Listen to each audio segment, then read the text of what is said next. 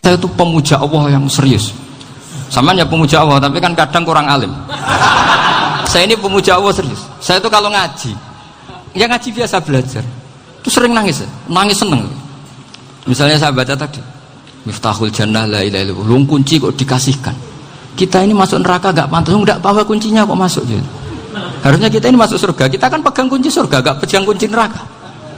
Maka aneh kalau kamu masuk neraka itu aneh. Coba kita pegang kunci surga apa kunci neraka? Tapi kadang teman saya suon rokok ora ono kuncine. Karena tidak ada pintunya.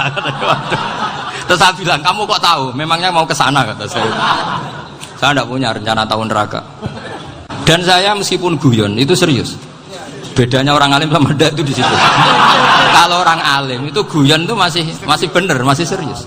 Coba saya bacakan ayatnya. Ala inna auliya Allahi la khaufun alaihim wa lahum yahzanun. Terus lahumul busyra fil hayatid dunya fil akhirah. Artinya kalau mungkar nangkir dengan penampilan garang gitu, berarti ada ketakutan apa enggak? Ada. Padahal ciri utama walinya Allah tidak ada ketakutan. Makanya itu termasuk dalilnya Sayyid Muhammad. Tidak semua orang alami seperti itu, karena wali-wali itu la khaufun alaihim wa lahum yahzanun. Wah, anak kiai ketemu karena kerja buat tidur wedek. Iku rezeki ora kok pertanyaan itu, nak konan santri piye? Lho isen wis kiai dihanjuti mungkar nakir. Malu gak kira-kira? Mesti pelengahan konan santri piye? Nak jawabannya gampang karena pernah ngajar tauhid. Makanya Sayyidina Ali ini ceritanya ada di kitab Nurul Dholam. Sama lihat di kitab Nurul Dholam karangannya Syekh Nawawi Banten. Itu Sayyidina Ali itu ya, andekan orang biasa mungkin ya agak-agak hasud, tapi ini wali gak boleh kamu katakan hasud. Dia itu mangkal sama Umar. Orang kok setiap orang pernah dibentak, apa dia berani bentak mungkar nakir? Penasaran dia. Bagaimana perangnya Umar itu berlanjut enggak gitu kira-kira. Akhirnya minta, ya Allah saya minta kasyaf. Ya karena yang minta Sayyidina Ali karena mau wajah dituruti sama kasyaf. Dilihat Sayyidina Umar pas meninggal itu. Jadi hasud itu ya kadang penting asal baik. Loh betul, bahasa Kanjeng Nabi kadang la hasada illa fisnaten. Itu Nabi membahasakan ya hasad. Gus Verson saja yang nafsirkan ghobtoh itu kan gaya-gayanan sebagai ulama. Aslinya Nabi ngendikannya itu la hasada illa fisnaten. Ulama yang ganti itu namanya ghobtoh. Wong Nabi sendiri nyebut hasad kok kamu tafsiri ghobtoh. Ya hasad ya hasad. Udah tidak usah ditawil-tawil, pokoknya gitu. Kalau sama nggak percaya nggak apa-apa. Kok gitu aja kok repot. Karena sama nggak percaya kemungkinannya dua. Satu nggak ngerti. Dua sama-sama alim. Kan dari awal kalau sama-sama alim kan laisa li alimin ayuqallida aliman akhor. Kita nggak perlu saling mengikuti. Ngapain hasud? Biasa aja. Akhirnya Sayyidina Ali kasut. Pas Umar bangun, setelah mati kan bangun, setelah meninggal bangun. Mungkar nakir datang dengan perang yang sangat garang. Itu digambarkan Sayyidina Ali, matanya itu kalkidril ghali, kayak apa kendil yang apa menganga. Wah seru. Sayyidina Ali senang, paling takut ini Umar. Senangnya bukan main, wah ini mesti takut Umar. Biasa. Ternyata enggak, Umar malah bangkit. Woi mungkar nakir ya. Kamu tahu menghadapi siapa? Itu betul. Kamu itu menghadapi temannya ahabbal khalqi ilallah. Yang diandalkan temannya bukan dia. Kamu tahu yang kamu hadapi, saya ini teman kekasihnya Allah. Jadi boleh kamu mengandalkan Mbak Virjon. Tapi nanti resikonya mungkar nakir tanya, itu Virjon siapa? Wah itu masalah kan. Makanya syaratnya wali itu harus ma'rufun fis sama. Di langit sudah populer. Makanya dulu ada orang yang saking seninya Abdul Qadir ditanya apa saja jamnya Abdul Qadir Al-Jilani, itu aman karena beliau populer. Makanya program kita harus populer dulu di langit. Nah, itu nanti kalau dicatut oleh santri-santri nggak apa-apa. Kalau nggak populer nanti dicatat, itu siapa? Masalah ini. Umar itu yang dibanggakan itu, kamu tahu saya siapa? Ya enggak tahu, saya ini temannya kekasihnya Allah. Temannya Muhammad, iya Muhammad Rasul. Wah mikir, waduh, repot.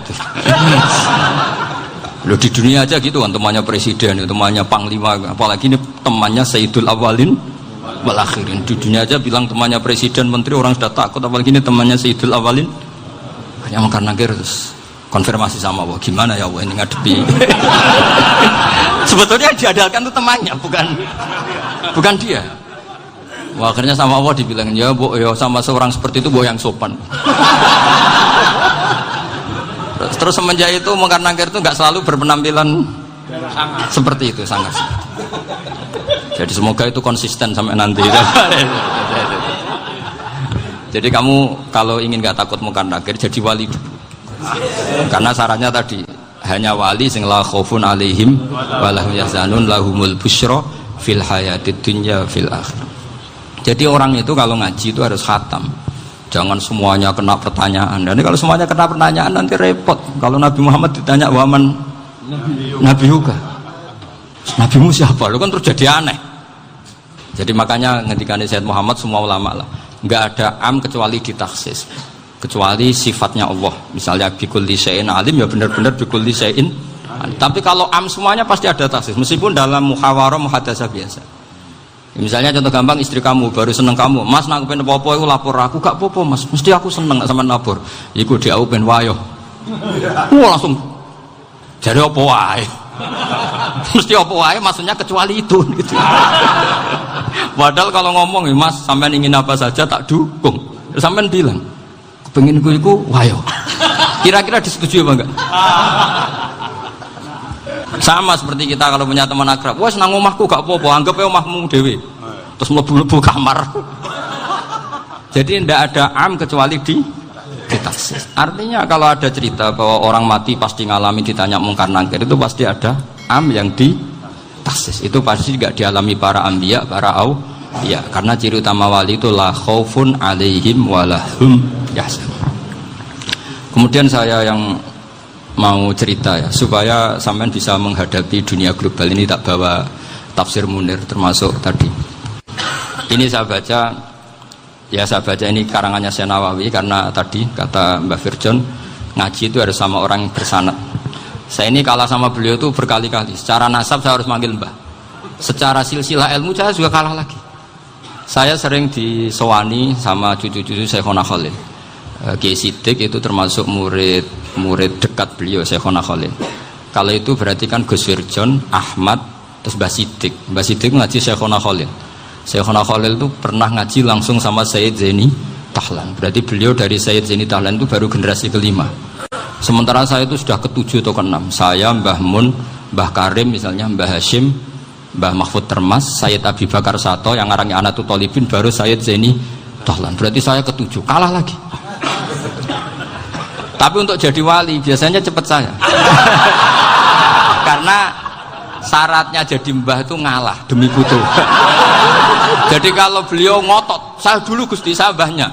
Wah itu mbah yang nggak baik. Pasti jatahnya dikasihkan apa? Cucunya dulu. Makanya Abdul Muthalib itu orang yang dapat wangsit, tapi yang jadi nabi itu cucunya. Jadi dalil saya banyak. Sebenarnya Abdul Muthalib itu sudah sering dapat wangsit. Karena saya bahasakan wahyu, Nabi yang protes, enggak Nabi kok dapat wahyu. Tapi sebetulnya Abdul Muthalib itu masyhur.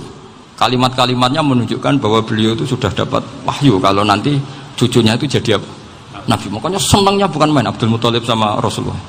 Putu seneng, mbah seneng putu. Jadi mungkin, jadi sampean enggak usah protes loh.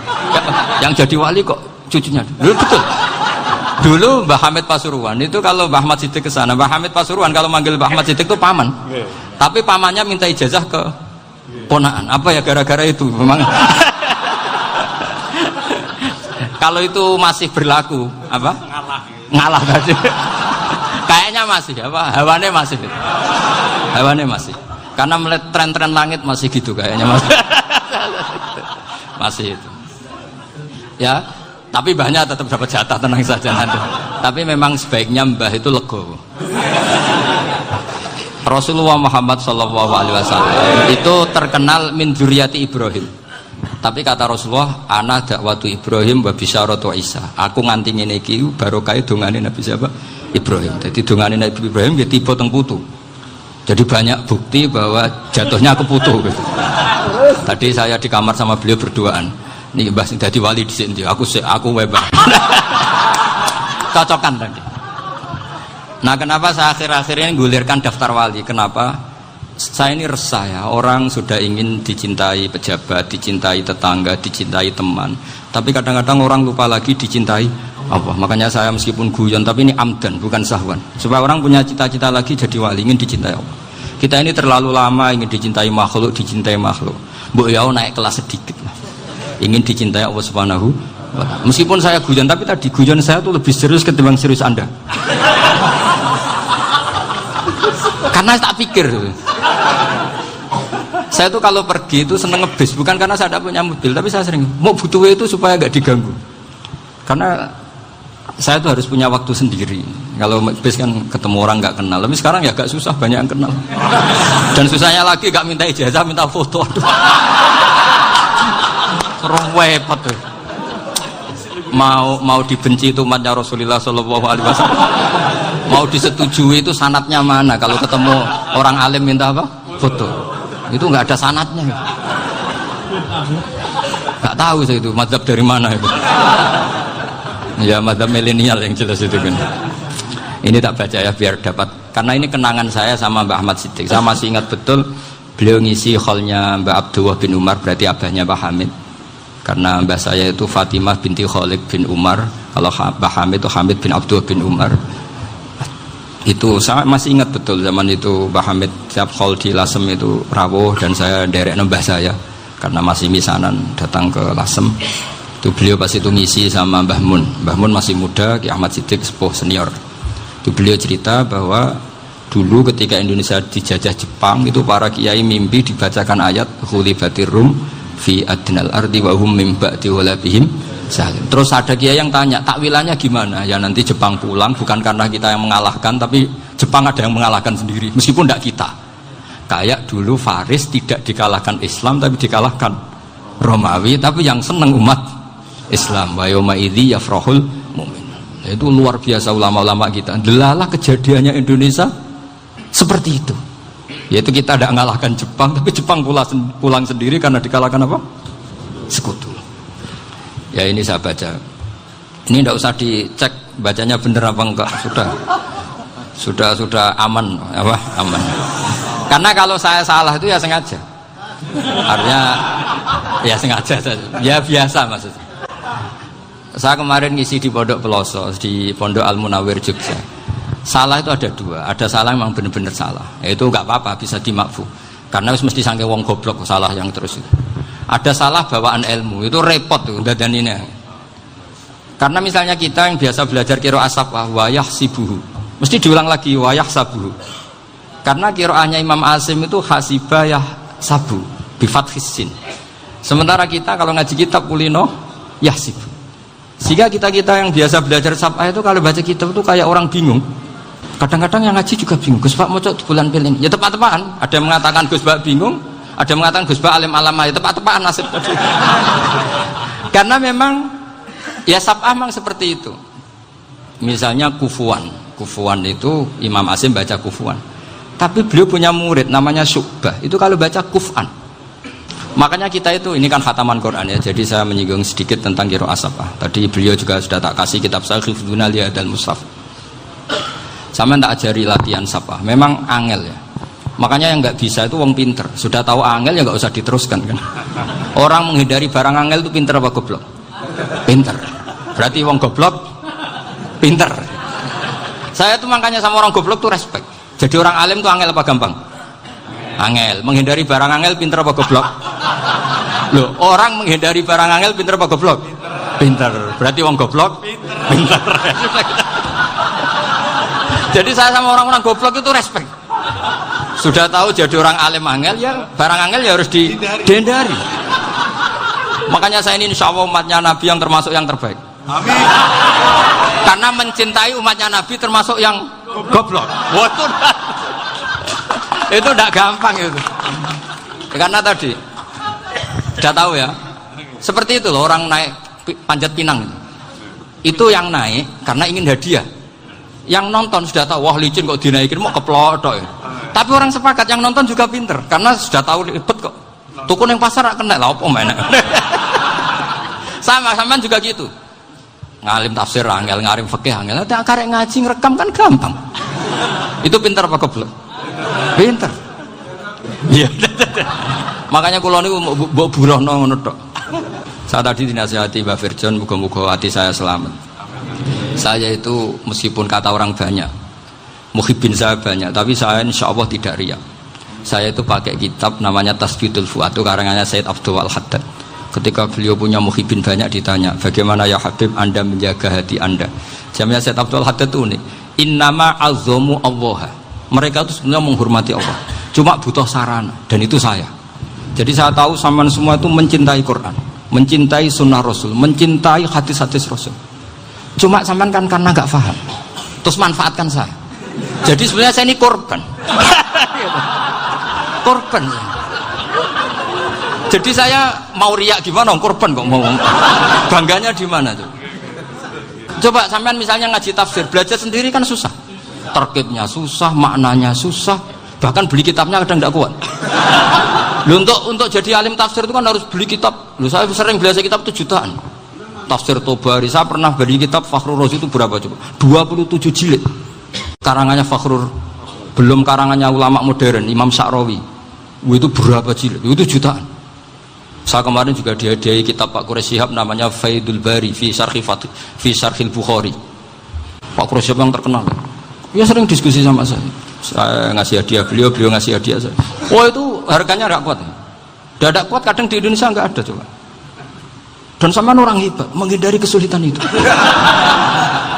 Nah, kesulitan itu sebab ngaji ikut, kalau nggak paham dirukok rekamannya sudah gitu. Pinter mana sampean sama saya? Pinter sampean kan? Bikin sosis susah, beli aja kok repot kan. Makanya nggak boleh orang bilang, wah aku goblok reso tafsir, aku wong pinter. Makanya nanti kalau saya ketemu Nabi tidak termasuk orang yang mentahkir orang Islam. Kafabil mari isman ayah kira akhahul muslim. Jadi cukup orang itu dosa kalau menyepelekan orang Islam, termasuk darani sampean goblok itu dosa. Caranya nggak darani goblok ya tadi di logika tadi. Alim itu angel, gendari angel itu pinter, berarti wong bodoh. Pintar ya sudah gitu. Tapi tetap bodoh. Tapi ini satu cara untuk saya respect gitu. Coba orang yang ngaji tafsir saya banyak, mungkin ribuan. Itu sebetulnya mencintai Quran. Karena Quran adalah kitab suci yang panduannya umat Islam. Sangat mencintai Quran. Terus kemudian mereka nggak paham. Terus mencari orang yang memahamkan. Burohno lah cara jawabannya ini. Terus keren saya itu di mana coba? Lah terus mereka kurang ajarnya gini, kalau paham itu ya alhamdulillah paham. Kowe nak ngaji Gus Bae ngono tok. Tapi nek ora paham, ora nyalano akale. Mari Gus Bae nerangno cepet, mulane gak paham. Ora kok nyalano teke sing lelet. Oh itu kan masyaallah, naudzubillah tenan. Sebetulnya tingkat kurang ajarnya tinggi Gus sebenarnya. Jadi kalau nggak paham itu kadang nggak nyalahno uteke. Kayak mau misalnya, mau mari mikir ra jelas. Padahal misalnya jelas ora mesti paham, bodoh.